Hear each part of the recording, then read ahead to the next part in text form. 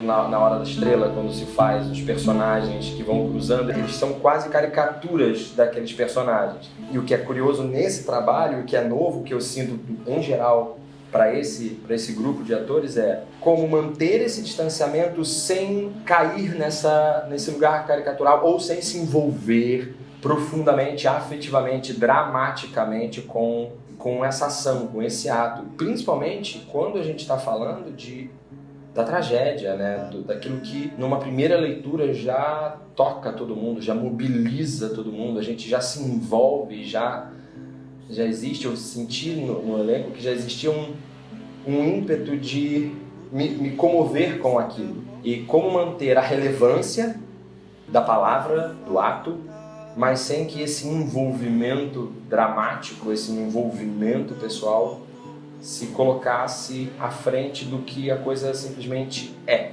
e precisa ser como, né, o que eu preciso mostrar naquela cena. Neste trabalho, o que mais eu tô levando de como a gente tem força e cada vez mais eu entendo por que tem medo da gente, por que certas potências, certos radicais têm medo dos artistas, por que nos censuram, por que nos apagam, né? Porque tentam nos apagar. Cada vez mais, com o coletivo, eu vejo a força que a gente tem, como a gente pode dizer sem palavras, como a gente pode dizer de várias formas. Isso tem uma força enorme.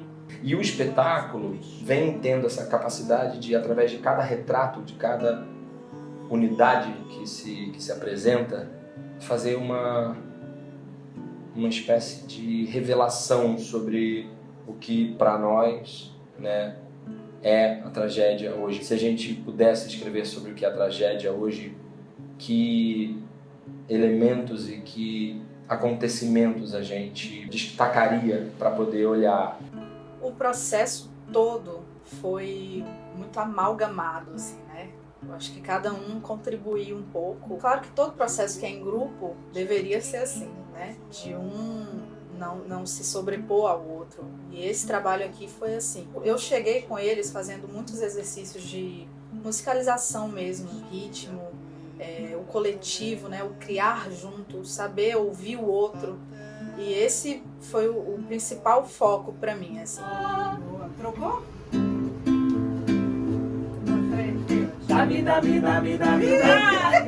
Eu sinto que a gente consegue atualizar o sentido trágico, inclusive através de novos personagens e não só o remetendo aos antigos, né? Acho que o conceito se mantém através daquilo que se torna inevitável no acontecimento de cada ação ali, inclusive daqueles que são agentes de uma tragédia no outro, como a relação dos censores, dos aspones, mas também para eles é inevitável estar ali, eles não podem sair, né? O próprio conceito, o contexto da peça, o contexto ali da cena se coloca assim, vamos fazer. Eu não gosto de trabalho, mas é o que tem para fazer, vamos fazer então, vamos fazer. Tem várias cenas nessa peça que mexem com a gente em vários lugares, né, com as nossas memórias, mas a cena que, quando eu vi pela primeira vez, eu fiquei completamente mexida, assim, com o olhar do João olhando pra mim, sabe?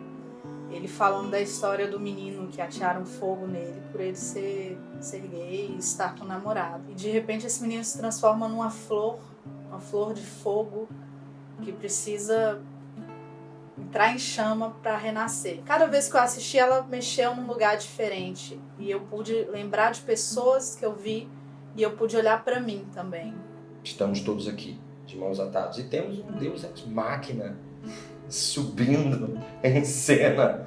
Um arauto do destino sobre esses quadros que se apresentam diante dele, diante desse corpo que atravessa de forma premonitória a coisa toda, ou na relação com a memória daquilo que aconteceu.